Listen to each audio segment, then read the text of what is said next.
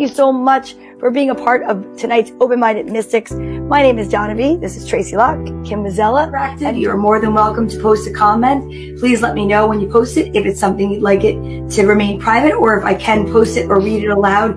Again, we're coming to you live from 8 to 9 p.m. Eastern Standard Time on YouTube, on Facebook, and we'd love... And I just want to say again, please get out a notebook and a pen, because Kim gives you things you can actually do and work on and put into your daily practice. She'll give you that information that you can write down, utilize, and use it every day. So you really want to be paying attention to all this. Kim has been working for over 20 years on this information, giving you like a treasure trove of secrets. So you really want to be paying attention. I really want people to know that we really do our best to just allow you to be who you are. And my job is not to change you or tell you what to do. I don't give you advice.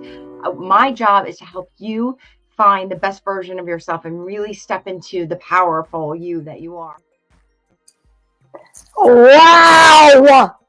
Wow, wow, wow, wow, wow, wow, wow, wow, wow, and wow, and wow. And I need to get this out of here, which is my first, whoops, trying something new. And that was amazing. I'm sweating. I was on the back page, sharing to please and stuff. This is Open-Minded Mystics. I'm so excited to be here. Today is April 4th. I cannot believe it is April 4th. Can you even imagine April 4th? No. This is episode 71, ladies. I'm so excited. And I am your host. My name is Donna V, and I'm here with, of course, Tracy Locke, the voice of the audience, and so much more. And Kim Mazzella, our relationship coach and life coach, an amazing coach. And I'm so excited. If it's your first time here, welcome. If not, welcome back. If you're watching from YouTube or Facebook, please do us a favor. Like, subscribe, and share with so many people, because now is a time that we need more light docents and light workers, light docents in the world. And I'm so excited. I'm so excited, ladies, to see you. Woo! Welcome to Monday night. Welcome. I'm going to take my coat off. Would you be? Yeah, well, because you want to stay. So take your coat off. I want to stay. Take my coat off. I'm so excited about Monday nights. Ladies and gentlemen, if you've not been here before, as Donna said, hi, Rudolph. It is so great to see all of your shining faces. And I do mean shining, because every time I see you, we have that special glow, because we know it's going to be a night full of fabulous information that picks you up and keeps you up. That's one thing I just want to talk about, because I know tonight we have a very heavy duty topic, meaning not heavy, but a topic that's on everybody's mind. And I want to say it's so refreshing. If you've not been to Open-Minded Mystics, we are bringing the light, and we are making this some place to come that's like an oasis of uplifting and good and things that you can learn. So with the heaviness of the media and everything that is happening right now, it's our job to lift you up. So welcome, welcome, welcome. I'm very excited. I am so excited to be here. I really look forward to this. I really love talking about hard things. I guess I like getting into the meat of really, because life is not easy, right? No. And we're being constantly forced to get better or try it again. And if you don't learn your lesson the first time, you don't have to worry, because life will bring it around again. And even when you learn your lesson, even when you think you got that lesson down, life is going to say, are you sure? And right? Yes. Life's going to say, are you sure? And I always say that, when you leave a bad relationship or you leave something and you say, I'll never do that again. Life is always going to say, oh, really? Here you go. Let's make sure. Let's really set that pattern straight. And it's like, if we could just step back and remember that this is a classroom and we are not done while we're still here, right? Absolutely not. Done. And there's so many things going on right now in the world that really are tough and hard. I mean, just in individual lives. In the town next to ours, a 52-year-old man got hit by a car driving on an indiscriminate journey. Right? He just went out to bring something to someone who asked him, and he died like that. And it was just such a hard thing. There's a lot of things that we could look at life and go, wow, wow. And so I know a lot of us are doing that right now, and the news is super big. So I've been really looking forward to talking about what we're going to talk about, because there's so many levels and layers about things that we could talk about. And it's really easy to look at people and go, how dare they, or who could do, and it's really easy to judge. And so when why I wanted to talk about teachable moments is when we're sitting in judgment of somebody else, we have to remember that. Hello, we have to remember that we're just never done. We're never going to be done, and our judgment is the thing that's going to cause us the most pain. So I'm looking forward to getting your guys, reaction to things. And I've missed you guys. We weren't on last week, but we were busy just because we were here. We were busy. So we did have a class last week, and it was awesome. So I don't know if one of you guys want to talk about the experience. It was an amazing class, but I just want to say briefly, because we have so many new people coming in, I'm really excited that we are definitely an interactive show, and I appreciate all of the comments and the questions.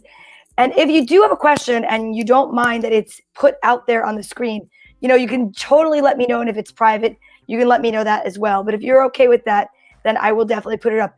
We leave a little room at the end for questions and answers, especially when it comes to something that is really important to you. So Rudolph, I will definitely address that question. Just let me know if you want it private or not.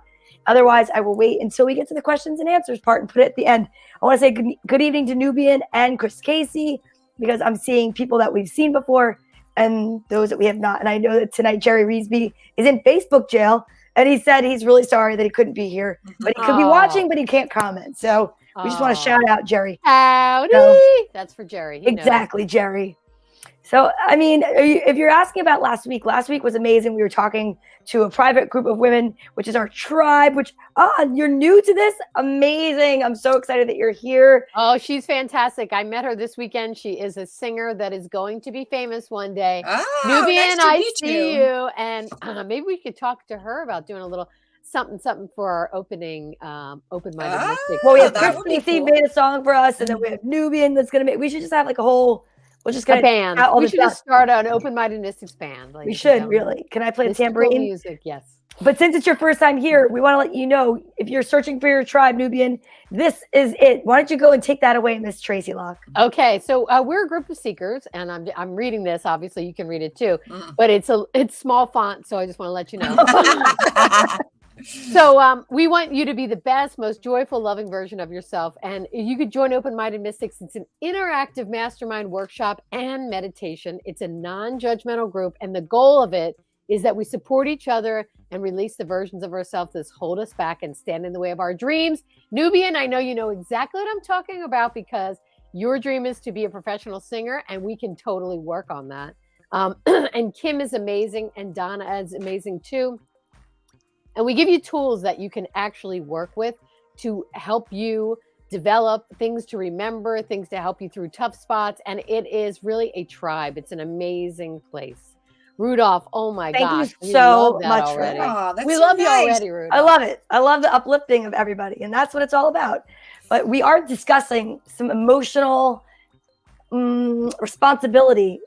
Is that we're talking about tonight, Miss Kim? Yeah, yes, we are. Because a lot of stuff went on in the news, and so I don't think we should. I don't think we should dance around it. Let's just get to it. All right, let's talk about it, ladies. All right, I want to talk about it because Donna and I were on the I was watching. We're going to start with this. Can I start? Yeah, please go for it. Because I've been dying to talk about it in an intelligent way that's not emotionally driven. Which at the time it was very emotionally driven. So I was watching the Oscars.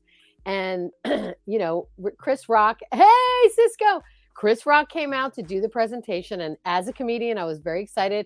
I'm like, oh boy, what's Chris Rock going to say? We all know if you are a comedian in any kind of environment like that, where you're dealing with celebrities, it's always a semi-little roast, right?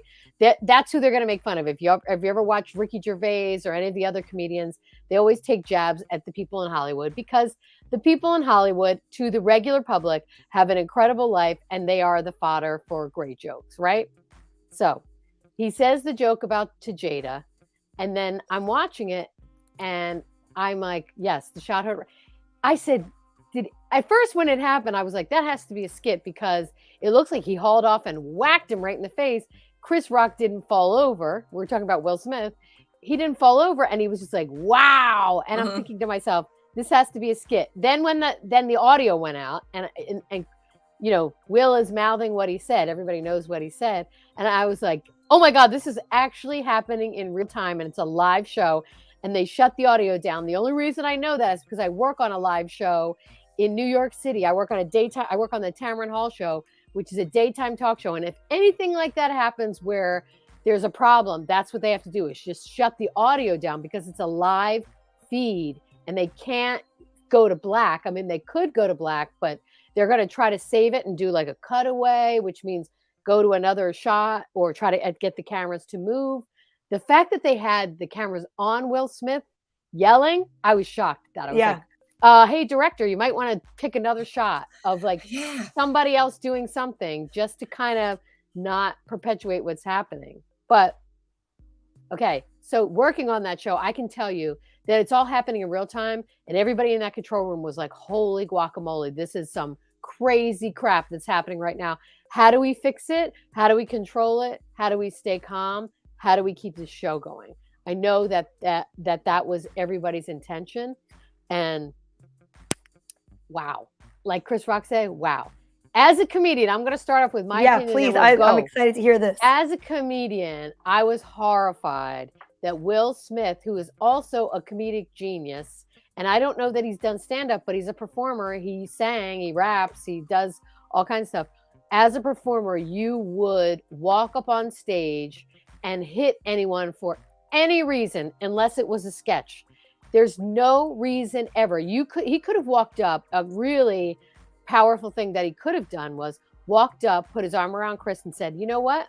My wife has alopecia and it really hurts her feelings that you did that. He would have made Chris look like, boo, right? And he could have done it in a gentlemanly way. Yes, they do have a 7-second delay for language, Chris. Yes, they do. And he would have looked like the hero that everyone always thinks he is. He was like America's sweetheart. And to lose his mind the way he did as a performer, I was super offended, not only by Will Smith, but by the non-reaction of everyone around him. Meaning, I feel like people should have gotten up, like you're not going to tackle anybody or do anything like that, but they should have escorted him out. Like, okay, you did what you did, but then now your time to go is go. And the fact that he got up like 40 minutes later and then did this crazy acceptance speech about being a vessel of love, my head was like, how hypocritical can you be? And how bananas is this whole scenario? And I think personally that it just fed into this whole thing that like Hollywood people are like robots that have no idea of empathy and have no idea what's going on in the real world and just have the free reign to do whatever they want, whenever they want, with no repercussions. So I know that was a lot, but that's how I felt in the moment. And I texted Donna and I was like, oh my God, did that just happen? And she was like, what? Right? Yeah, we were on the phone and So we were on the phone. I was watching it and I don't normally even watch the shows, to tell you the truth. And it's not my thing, but when the audio went out, I was like, what's happening? And I am on social media a lot. Like I just am.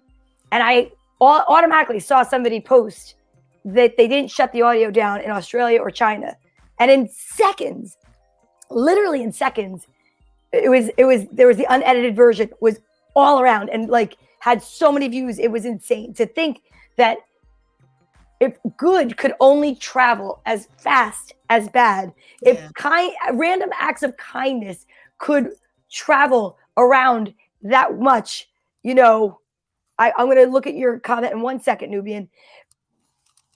Let me just see. All right, I'm going to check it out because now I'm distracted. Let's see. I have a child who's autistic and people always have things to say or stare at kids who are autistic, but I'm not going to hit anyone because it doesn't solve anything. That's just my opinion, though.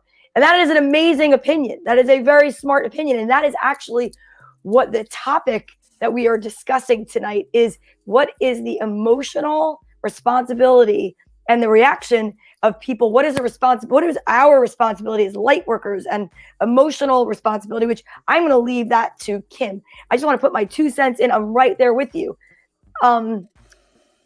My shock came, yes, as a performer, I thought it was insane because as a performer, as a woman and a salon owner, I never knew that she has alopecia.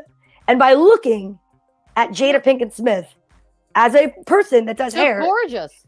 Well, no, never mind that. Right. I still would not say that she had alopecia. Right. Right. And In fact, there are videos that people put up of they showed her saying, look at this line. Well, first of all, my clue there is alopecia is usually in its entirety. You're bald, no eyebrows, no eyelashes, or you have something called alopecia areata, which is quarter to $50 size bald spots and patches, circular by nature, is alopecia areata. One of the first things I learned in beauty school 30 plus years ago, and I've seen it.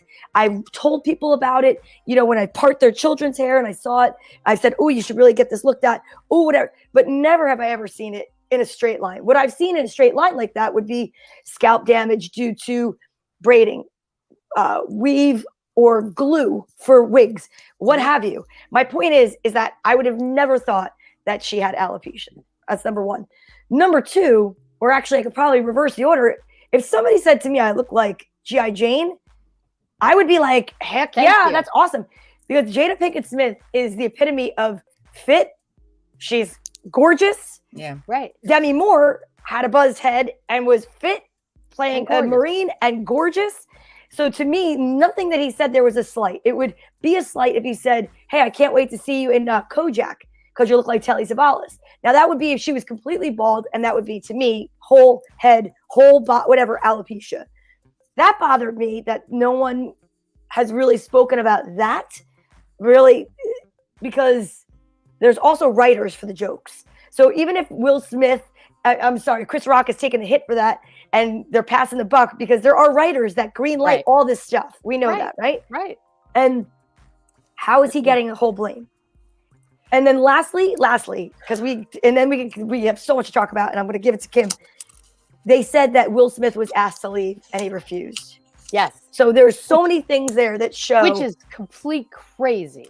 Well, because they didn't want to make more of a thing of it than it was, I guess. I'm not saying that's right, but talk about money getting their way. Money having its privileges. Let me tell you what, if it was you, me, Kim, anybody else that did that, we'd be literally picked up and thrown in front of everybody. Here's the thing. You can't bend the law for whomever you like and then be like, well, we don't want to embarrass him by taking him out by the cops. Are you nuts? He just embarrassed himself and everybody. And he assaulted someone. And he assaulted someone and didn't care about embarrassing him for the rest of his life, because that is in perpetuity. You know, that video is going to be everywhere forever for the rest of that guy's life, right? Both of their lives. And, so teach children that are watching, or people that are watching, that there are consequences. You can't just do whatever you want and then just sit there and laugh it up and then go to after parties and dance around and laugh it up and think it's so funny. And I'll tell you what, I know, Kim, I'm going to get on there, but I just want to do two more things. The thing that really pissed me off, that I was so upset about, is he ruined the night for everybody that got the trophy after him, that has worked their whole life to do this. And it's like their shining moment. This, the guy from The Roots, he did one best documentary. Nobody even knows, what it was. Literally, he stole the thunder of all those people that were to receive awards afterwards. And he ruined his own night. Yeah. He's worked his whole career to get that award, and then he got the award and screwed it up for himself, like a selfish baby, taking blocks and just knocking them all over. I was like, I'm gonna let Kim talk, but I have a response to that. But I'm gonna just I want Kim to talk, but I'm gonna wait for my. I have so much I want to say about this, and the problem is because I have to always be me when it comes to looking at the spiritual perspective of this, right? Because that's why you're here. That's why I'm here, right? So. Joy, there's a couple things. Joy Behar, I don't know if I said her name right. Yeah, you did. The lady from The View. And she said that she read his book. He had a book, and that his mother was abused by his father, right? Yeah. And that in a way, maybe he had that impulsive moment of, because we're constantly learning. Because a couple things I learned about him is that he said he had to be the best person. Always. He could never go to his base instincts, because in order to be a Black man to rise to the top, which he's wanted to be, he had to be better than everybody. And I can understand that, right? Like, because I think that, you get away with less. It's just the way it is, right? So he decided he had to be better than everybody, and I think that he spent a lot of time pushing that down and pushing it down, that base instinct.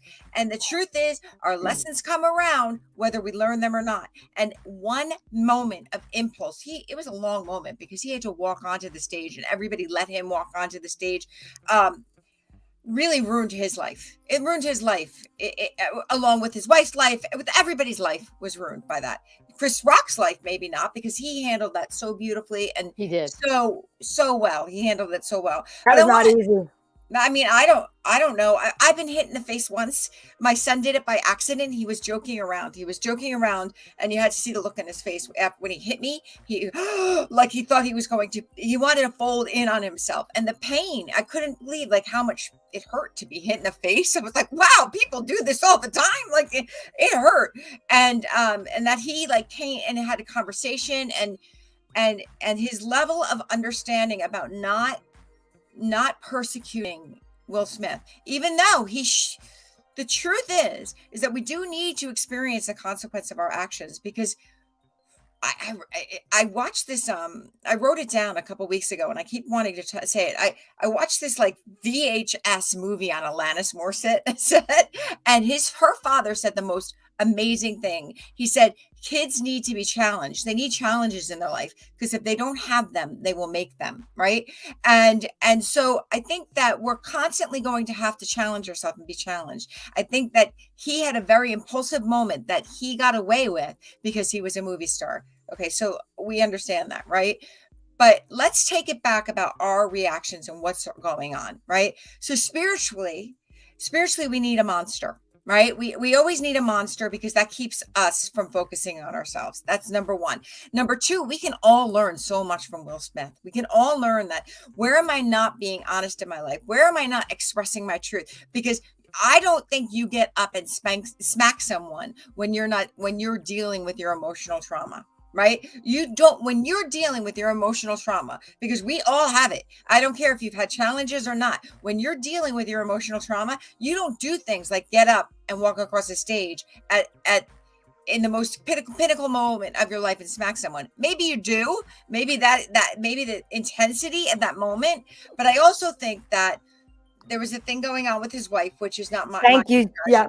There's like, so much more to it than what people saw. But it's about him protecting his wife, also him being afraid of his wife. I know you're going there, but I do want to say. I'm not going there, but go ahead. Yeah, I'll go there. Being afraid of his wife or feeling like he's already been emasculated by his wife, so maybe having to be a man in front of her. But that's none of my business. Really, my business is, what is my reaction to it, right? What is my reaction? And when I felt like a couple things, how unfair, right? Like how unfair to everybody in that evening.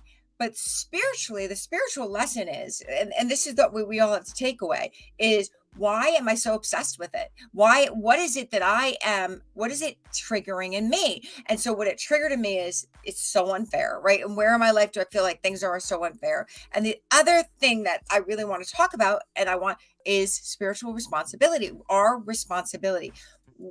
As a collective consciousness, we've created levels of people, and we only can blame ourselves. Really, we've created levels of people. If you are so special, you get to go haul off on somebody and get away with it. And by the way, his only consequence to date is he pulled himself out of the academy. Which he put himself in timeout. Yeah. Which means nothing. Means he can't vote on the movies, but he could still win one and he could still go to them. I mean, like, really? So he did nothing. Right. It's all like, and so so that's the first thing. Is like, where do I, and the truth of the matter is though, karma comes around. So do we want to wait for the universe to even out the scoring? Because it will eventually, because you do have to experience everything. But the bigger lesson for us, and this is it, is that as long as we see Will Smith as the enemy, as long as we see him as a monster, we're going to create more of that experience. Our job is to forgive him, right? That doesn't mean he doesn't experience the consequences. That doesn't mean that he doesn't have to get put in jail. I mean, that's really what would happen to someone. if someone just went across the stage and slaps it, wouldn't they get arrested? Like they'd get arrested. But so for me, I was like, isn't it interesting? Judgment, right? Our judgment. It's easy to judge. And remember, whenever you're judging someone else, who are you really judging, right? Right. So when I'm judging him, and I'm finding, because it's so much easier to think about that, isn't it? Isn't it just so much easier to think about that than even what's going on in Ukraine, which we could talk about for hours on end, because that's interesting. Chaos is interesting. Peace is really freaking boring. Peace is boring. So we'll talk about Will Smith till the cows come home. Instead of, wouldn't our time better be spent? How do we ensure that all programs going forward are really loving? Let's create loving, awesome programs. Let's watch open-minded mystics until the cows come home. Let's meditate every day. Hey, you know what? Next time you want to think about Will Smith and think negative thoughts about him, send him love and ask for healing of the world. Ask that everyone that has that impulse, because we all do. We all do. There's those words. I don't, like every once in a while I'll be at work and I'll text my coworker, I call her my work wife, the words I want to say to my boss. Nothing. I hope he's not watching this. We need the viewers. I mean, really, can he be watching this? I have a few comments. I'd like to just them in. Can I get this going on? Yeah. So Benjamin 3312, he said that Taylor Swift and Kanye did the whole thing without a fake slap. Years later, they owned up to being fakes. So he's in the camp of thinking that this is indeed fake. And then says, do you think that Ric Flair and Hulk Hogan actually fought each other? They were friends just like Will and Chris. There are really a whole bunch of people that truly believe that this was fake and not real. And it was for all news coverage, is what he said. But the beginning of that sentence is jumbled. It could be. We don't know, but I find it. Here's the deal. I understand the concept of all press is good press in Hollywood. There's no such thing as bad press as long as you're in the press.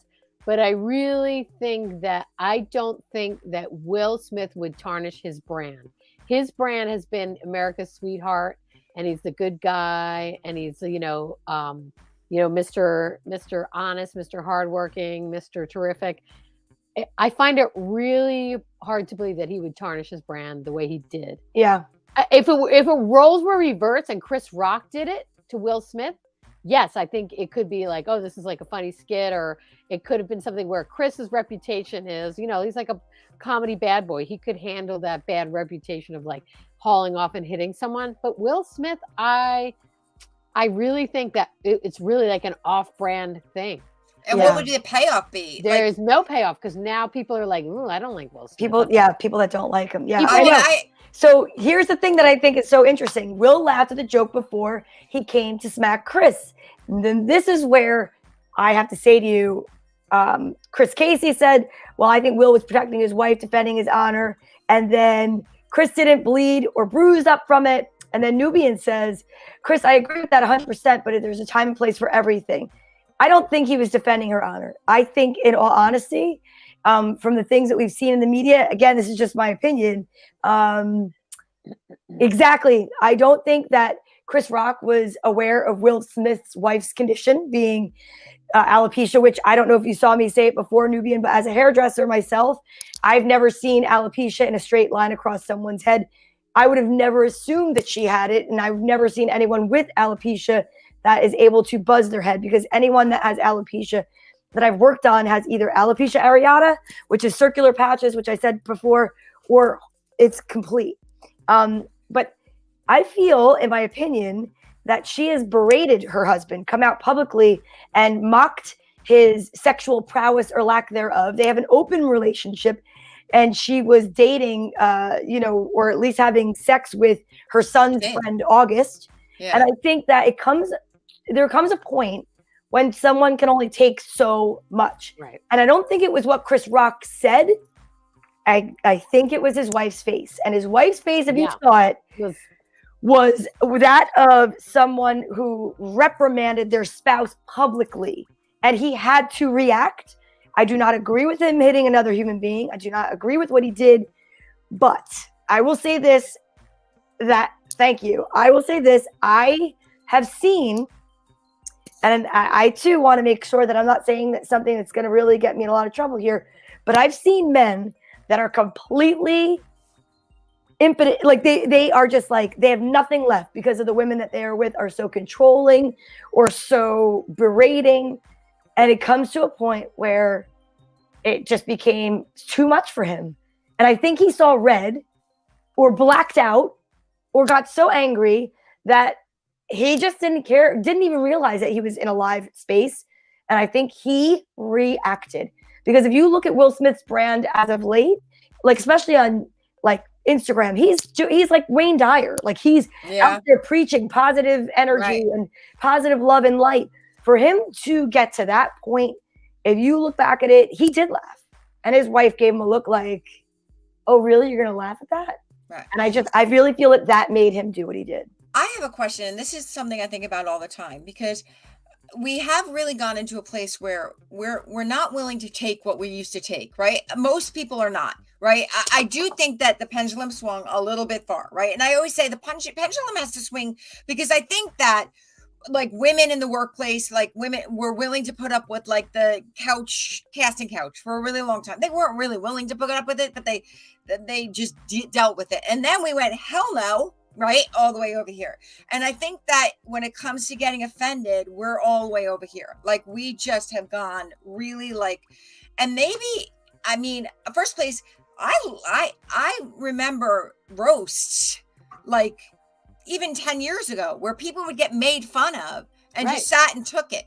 But like, is that a good thing to do? Like, should we maybe stop making fun of people and jokes? Oh my God. Let me tell you what. No, we definitely should not. Stop. Because when we do, we're all over here. I know, but when we do that, Kim, when we say, I'm going to stop making fun of everybody, Brian. No, but here's no, but I'm saying if we do that, then you know what? That's an interesting statement. Drama, so it has to be real for you. LOL. Okay. So here's the thing. If we stop making fun of people, then we lose the ability to connect in a humorous way. I agree. I'm not saying that we should do this. I'm just saying that no one seems to be able to take it anymore. Like people are not able to make fun of themselves. If you can't make fun of yourself, like you're too. You can't laugh at yourself. I mean, I laugh at myself all day long. I mean, like I don't understand what has happened that we're all the way up here, and I'm waiting for us to come back to center, to reality, because here's one thing I'll talk about right now, because we're allowing stuff like this to happen where people get offended and then they slap somebody and we all act like, okay, that's okay, he got his feelings hurt. It's there's got to be this is just my opinion. No, I agree. I'm in agreement, but like I'm like saying, if I was a comedian, I'd never make fun of somebody else. Do you think people bully other people just to make themselves feel better? Well, does offensive comedy, the comedy where you make fun of somebody, where do you draw the line between funny and bullying? Okay, here's the thing I'm going to say about that. As a comedian, if you know a comedian is an insult comic or makes fun of people, don't go see them, right? Like there's got to be a part of you being an adult where you can cope with situations that you don't like. And you don't have to shut it down for everybody because you don't like it. It's the same concept of like, I'm going to take my ball and go home and rewarding that. That's not okay. I agree. You need, I'm not saying it to you. I'm saying it in general. I'm saying people need to learn how to cope with different scenarios in their lives without playing like, I need a safe space. I need somewhere. This doesn't make me feel comfortable. Guess what? You're an adult. If it doesn't make you feel comfortable, you can leave the room. You can turn the channel. You cannot watch it. Now, if somebody's coming after you and you don't know, being offended is cool now. Here's the thing. If you're looking to be offended, you absolutely can be offended. If you're not looking to be offended, you're going to have a good time. If you know someone it's a comedy show, the whole point of comedy is as a comedian is to push the line of what is happening and make social commentary on what is happening in the world in a way that pushes the envelope, because the comedians are the ones that can get away with it. Politicians cannot get away with it. But we need to address what's happening in the world and acknowledge that it's getting unbelievably restrictive. And what happens on a lot of people that I've spoken to, we start to clam up. If I say, you know what, I don't want to offend somebody, so I'm just not even going to talk to them. And then we close lines of communication. And when we close lines of communication, that's when we really get screwed. Because that's when we separate and become separate groups and say, I don't want to deal with them because they're always offended. I don't want to deal with them because they're going to say that I'm saying something this, and it separates us rather than unites us. I agree. If we can laugh with each other and at each other.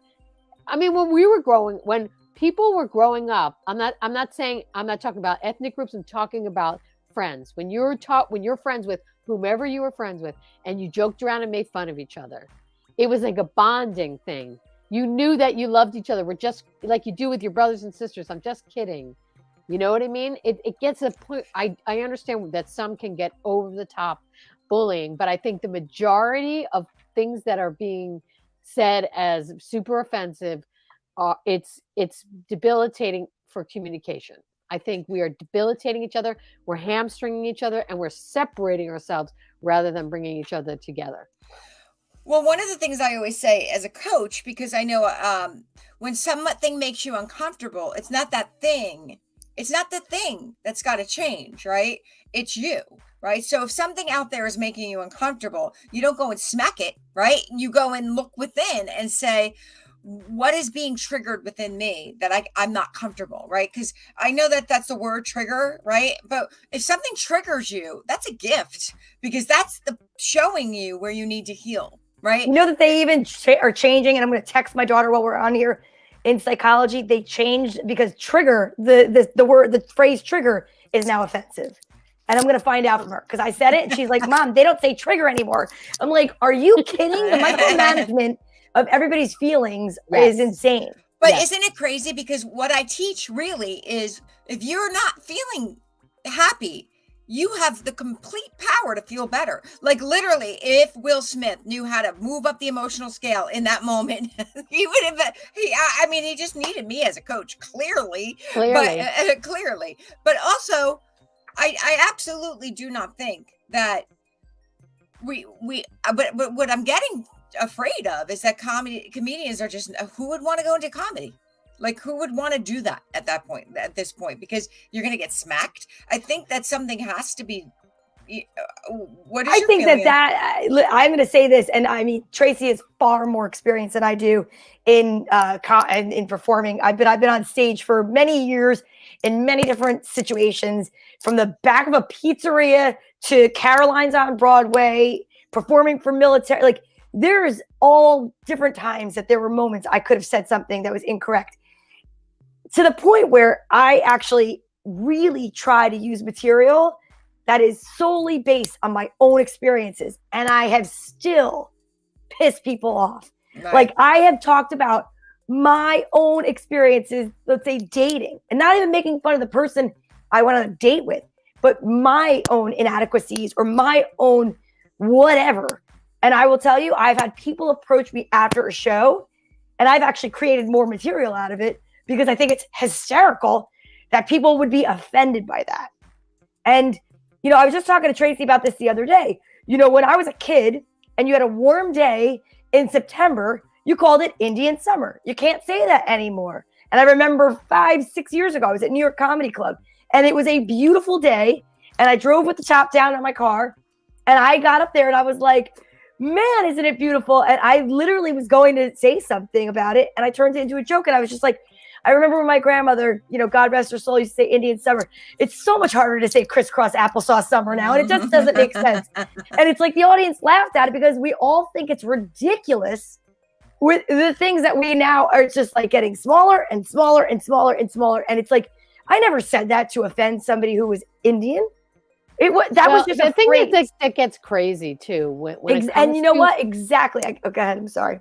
Yeah. When it comes to minority groups and all different races and everything, you should be proud to be whatever you are. Okay. If you're Irish, if you're African American, if you're Mexican, Italian, whatever you are, you should be proud. And why are we assuming that to say something is Italian or Mexican is offensive? Like, that's what I don't understand. It's like, yeah, a Mexican guy. Okay, you're telling a joke and you're like, oh, there's a Mexican guy. And the joke has to do with somebody in Mexico. Why is saying that someone is Mexican offensive. Like I just Well, yeah, it's really interesting that you say that because I work in a place that is almost 90% Spanish. It's actually 90% Spanish.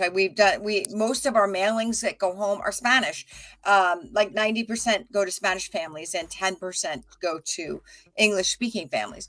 And I was joking around about one of the programs that I made, and I'm like, I can't pronounce because some of the pronunciations are really hard, and there's a lot of Q words, and I said, compared to where my friend works, and I'm like, oh, all your names are so different than mine, right? And she's like, you're so racist. I'm like, how am I being racist? Because I was just saying like the G section and the R section, because like the G for like the P section for like Perez and Perlada, and there's like a lot of P's, and Rodriguez and Rivas, and like all the R section. She's like, you're so racist. I'm like, I don't understand how I'm racist. I work in a Spanish community. How does that make me racist? But I mean, I couldn't even say anything about a program I was creating with people's names on it. I just thought that was interesting. But I do believe this. What you are afraid of, what you believe is what you will see, right? So we all see the world for our perspective. We see through our own perception. So what we're fearful of, we'll see out in the world. What we expect, we'll see out in the world. And so I think the thing is that when you're dealing with someone who's coming from a loving place, right? And then you're dealing with someone, because you don't know who you're dealing with, who's coming from a fearful place, right? So there's always the platform of love and the platform of fear. The platform of fear is always going to see what you say differently than you might have expected it. So there's no way to go out into the world and not offend somebody. I think it is just be you, right? And be you. Like just be you and let you attract those people. And I always say it because when I first started making these tapes, and I would tapes. I just made myself. I was going to say, I'm offended by that. I mean, I'm a billion years old. Like I sound like my father. Can you teach me how to use the computer? When I used to make these little short videos. And I remember being terrified, right? Terrified. Cassettes. I got my pen. Go ahead. Rewind. And when I would make them, I was so afraid of people who were going to get offended. And it turned out that all the people I was afraid of, that we're going to find out what I really talked about or what I really believed, and that I taught A Course in Miracles, and that I taught like spiritual things, that didn't know I taught spiritual things. They didn't watch anyway. They didn't care. They didn't even click play. They had no idea what I said 90% of the time. But on that point, Kim, even if they did hear what you said, if you're doing it from the place of love and from your heart and you really believe it, people can intuitively feel that. And they know that you're telling the truth. You're not trying to offend anyone. You can tell when someone, being a white person, it's different, of course, but I'm Jewish, and we're women. We've faced different things. You can tell when someone is being racist or being sexist or being a jerk on purpose. You can tell that, and you can tell when someone is being loving. And I feel like we've lost our compass with that, where we're just judging and negating and trying to cancel everything. But this is what I said in the beginning. It's like there's so much judgment. Like there's so much judgment in this going on. Everybody's just like become like a judging machine, right? And so I think that we can't start with fixing Will Smith, and we can't start with fixing Chris Rock. Chris Rock. We got to start with ourselves, and we could use this as a teachable moment. Like, well, crap, where am I judging? Where am I doing this thing where I'm making assumptions about meaning, and who am I doing it with? And it's funny because when I just said that, someone popped in my head. So I guess we could all learn from this. Like, where am I judging? What can I learn from this? I'm so tired of the offensive community and people getting canceled. I really honestly think, amen. Yes. Can I just say something really quick? So the word now, instead of trigger, is activate. And the reason why one or two empowers is because they think it sounds too much like a gun. Word. Knew it. Trigger. So where it used to, that triggers me right now, Tracy. I'm just activating my camera. I'm activating. Okay. And then the other thing I want to acknowledge, because we're getting, tonight's really been a hot button night over here for the comment section. So I just want to say to Benjamin, who's a newer watcher, or perhaps just someone that's newly come out with comments, he said, explain the mystics part of your description. Are you card flippers, or what makes you mystical? Well, that's funny. And that's a really interesting question. So our title, we're open-minded mystics, mystic going to the direct word meaning seekers. And we are open-minded, and this is what we're doing. And Kim is a life coach, and we are a team that likes to lead people into discussion that ultimately goes back to the emotional responsibility, to the spiritual part of it. Where is it that we could possibly change the way that we are acting and reacting, as opposed to just a knee-jerk reaction? Brian Flammer said, people need to watch Bernie Mac do his Ain't Scared bit on Def Jam and get over themselves. And Jack Freeman, hi Jack, nobody said anything when Amy Schumer made a joke about Steve-O, saying she was sorry about Ryan Dunn's death and said, why couldn't it be Steve-O? My opinion is because she is a woman. She has made a Jada joke, nothing would have been said. Oh, had she made a Jada joke, nothing would have been said. That's interesting. If it was a woman that made the joke about Jada, would it have been received differently? Was it because it was a man and it was like Will Smith could go up and react because he was activated? He still thinks it was fake. Chris stood there bent forward, bracing for the slap, just his opinion. But I think it's interesting to have this conversation. That's the whole point, is to bring it up and talk about it. I agree. Yeah. Right. And really, honestly, from the mystic perception, from my point of view, whenever stuff like that happens, I always think, what is it that the world is supposed to be learning here? What is it that I can be learning here? And what lessons can I take? What are my takeaways from this?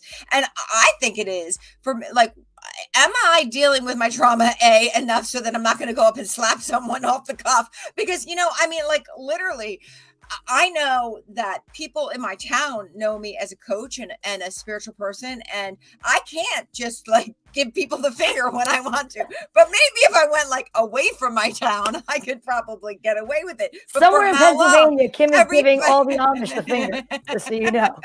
She is flipping off the pie man.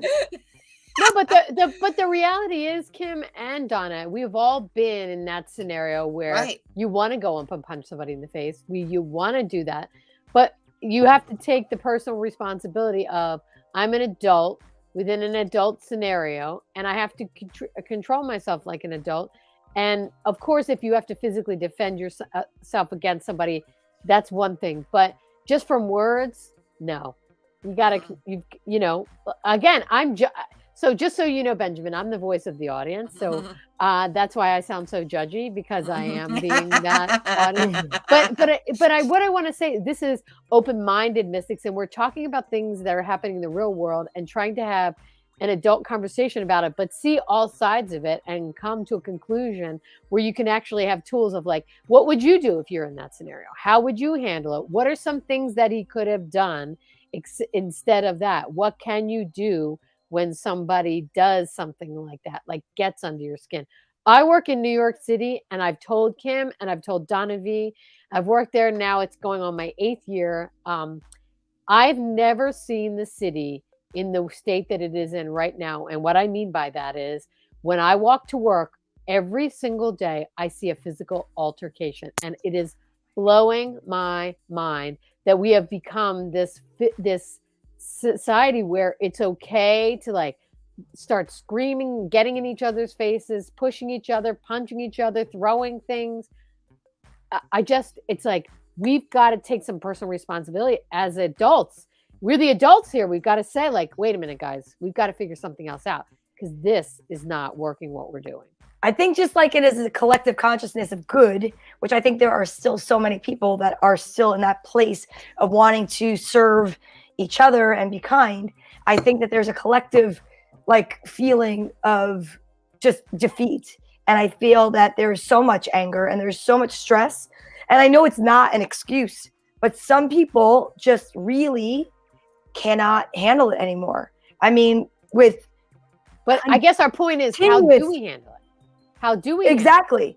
I agree. I'm saying that someone, like maybe someone who's interested in watching this, or us, and we are going and saying, okay, I'm going to go through the emotional scale, but there are some people that just don't have it. They don't even have that. They're on their last raw nerve, And it is more like a caged dog that is just willing to like fight to the death for whatever their food, whatever it is. And again, I'm not agreeing with it. I'm just saying, I mean, my God, I see it. Like, I don't see through the streets of New York, but even like the women that come into the salon, and I've shared this on my salon page, so I'm not going to name names, ladies, but I've said this before, you know, people that have always just been in the salon together, let's just say, and had great conversations. It's like all of a sudden, wait, what did you say? You believe in what? You did this, you did that, and then I'm like in the middle going, okay, ladies, we're here to get our hair done today, and you're in my space. Can we just all just take a breath? I work in a school, and it's out of control with the kids. But I've heard it among all school teachers that I know within the school systems that, and it is because I think we were caged for too long. Like we were. I do think there is something to be said about having to be put society in little boxes and then tell them all to get back together and learn how to play well together. But I don't think that's an excuse. And I honestly think that people we got to up our game. Like really, like I watched that and I thought, I got to up my game. Am I meditating enough? Am I walking enough? Am I exercising enough? Am I taking care of myself spiritually, mentally, emotionally, physically? Like literally there's the 4 levels of taking care of yourself. And are you doing that? Are you getting enough sleep? Are you talking it out? Are you working through it? I think that even as a collective, it is time for us to stop pretending that we're not emotional creatures and that we are walking around with thick skins and so strong. We should be able to take a joke, and we should be able to take a joke directed to us. And that we can't anymore is because we're not working through our emotional stuff. Because you should be able to make fun of yourself and have somebody else make fun of you and still love that person. And especially if you are professionally in a place that's so professional, like that's like the pinnacle of their professional experience. It's just tough. But it does say something about a society that maybe we have come to the point where everyone obviously needs to go to a light docent or a relationship coach. Well, absolutely. And the point, Kim, is that you work at a school where we are seeing these scariest scenarios play out just for that reason, because people can't cope with whatever. And so instead of talking it out, instead of trying to figure it out, instead of working it out, they come into the school with guns. Yeah. And it could be over a grade that they didn't agree with, could be being bullied by someone. It could be rejected, that they said no to the prom. And instead of dealing with it and working through the things, we are ratcheting everything to the nth degree. And it's like, how are we collectively going to ratchet ourselves down and be like, okay, we need to be able to deal with adversity. What has happened to us collectively that we can't deal with adversity? And we have been having so much adversity thrown at us. I feel like it's like all in concert, where it's like, are you paying attention to what is happening? We are having one adversity after another, and then individually we are not able to deal. Right? Well, I honestly do think, I'm sorry. Hold on. Y'all know my wife's condition. This is Jack Freeman. He said she's lost 60% of her hair. She has more extensions than real hair. A guy made the comment to her when we were at a big sports bar that maybe she needs to wear a hat to hide her extension tracks. At the prodding of this girl, I saw them talking and pointing. She looked demolished. I went over and asked the guy to the side, took the guy to the side and said, my wife has cancer. He and both of his girlfriend were in tears and apologized up and down. Up one side, down the other. Thank you. Thank you. I mean, what an apropos story. First place, thank you for sharing that story. And that's such a touching story. And really, he did the right thing. Go up to because you had said in the beginning, if Will Smith went up to Chris Rock and said, you really hurt my wife's feelings, even though we might have laughed and been like, really? But look what happens. That's how you connect, by having a conversation. You connect by having a conversation. He made those two people wiser and better for that experience, because I'm going to tell you, it was a very touching story. They may they may won't do think that again. twice before they ever do Absolutely. that again. And won't you do know that what? again. I will too, because he just share that story. Not that, I mean, I'm not going to lie. I probably would have assumed something like that. Who knows? You know, you never know. Now, I don't get why people have to say anything at all or make fun of people. Like, that drives me crazy. And before, you know, Nubian shared about her son being autistic, I have been in the salon and people have come in and they have children that are like, you know, I have a space in my salon that prior to COVID, I helped privately in a room women with cancer, and the intention was to take children that have sensory issues, so they have a special safe. I don't like the safe space statement, but there's a room to accommodate people that need privacy because of lack of having no immune system. This is way before COVID. This was brought on by a lot of clients that had cancer that came in, whether it was leukemia and they had to get their immune system wiped out. But it would be crazy when I would see people like that would look annoyed at a child and why? Like, just mind your business and move along. But I've had to like say, first of all, the child's autistic. Like how does people not recognize the difference between someone that is Tourette's? Like you could see it. To me, do you know I'm emotionally connected to that, I guess, and I'm very sensitive to that, and it drives me crazy. I think people are so self-involved anymore. I really do, that they're not even taking the time. But here's the thing: it has to start with us. So we take the time, and we remind our friends to take the time. And anybody watching this, take the time. Like, take the time, and it can't. We can't worry about what other people are doing. We can only. If we could think of ourselves as so powerful and little ripples in the world, that everybody watching this show remembers that if they go outside and see someone who you don't understand why their hair looks like that, or you don't understand, why their child is doing that. Yes, and people always say things like your child doesn't look autistic, or they say, call the bus, the short yellow bus. That is horrible. And it's so sad. It's so sad that and there's always going to be those people. So what you do, Nubian, is you attract the other ones, because you're going to attract people who aren't going to do that. And so when you stand in that space and say to those people who are saying the short bus thing, our job is to forgive them, because they don't know what they're doing. And then ask the universe, show them, like, bring a Jack Freeman, is that his? Yeah. into their life, to go up, to have the courage to go up and say, you're hurting my feelings, you're creating this drama, and you don't know what you're talking about. And they cried, because anybody, when you connect to someone, and that's where we're missing the conversations. We need to have the conversations. We need to connect. And so I think if you're watching this, think, who am I not connecting to? Like, what are the crucial conversations that I need to be having now that I'm not having because they're hard or scary? What are those conversations that I'm not because I know there's some in my life, and I'm a relationship coach and meditate twice a day, and there's some in my life, so there's some in yours, right? Like, what are the conversations that I'm not having that are going to create that ability that if I let them fester, I'm going to do the slap heard around the world in my own little life, right? Like really. And maybe because I heard that Will Smith and Chris Rock had like a drama for many years, maybe that there was a conversation that could have healed all of that, right? So that we could become able to be offended. You know what? Literally, I want to become a person who's offendable. Right? Go on and offend away, right? Like, please don't. But like, you know what I mean? She goes, please don't. Please don't. You're scaring me. And if you do, just don't get it on tape. Call back.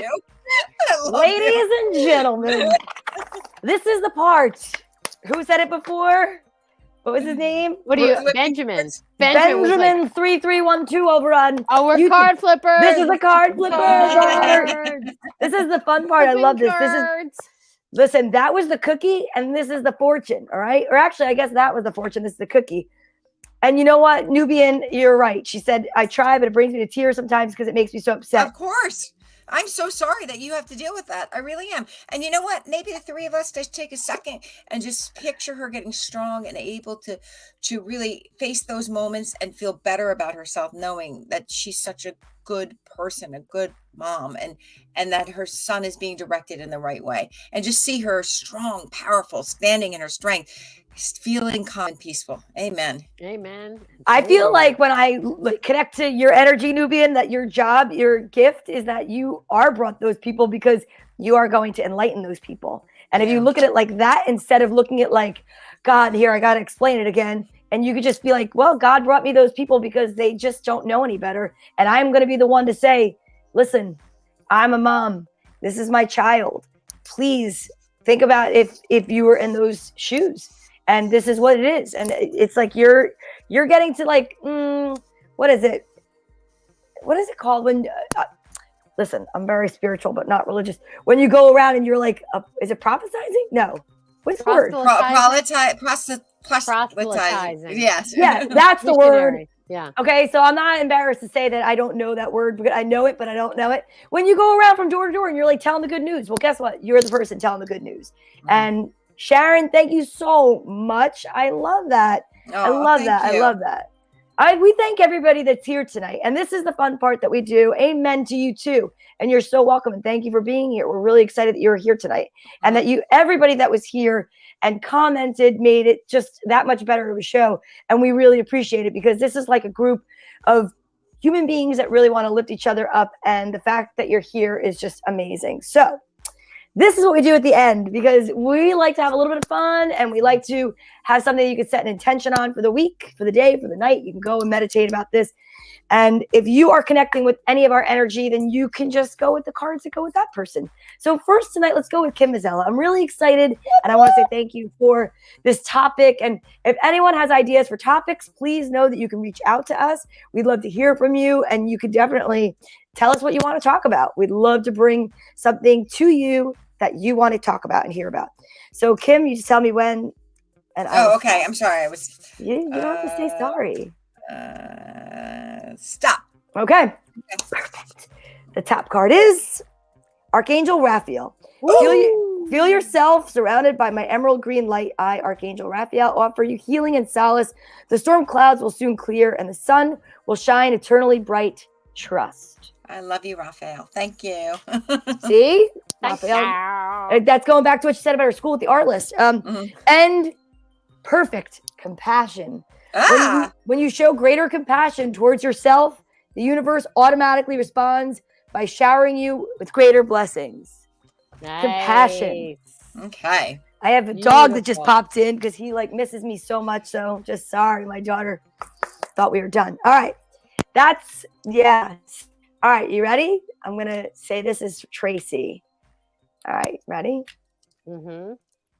Oh, one just jumped out. Go ahead. Grab it. All right. The one that jumped out. The one that jumped out is kindness. A kind gesture rekindles your belief in the power of love.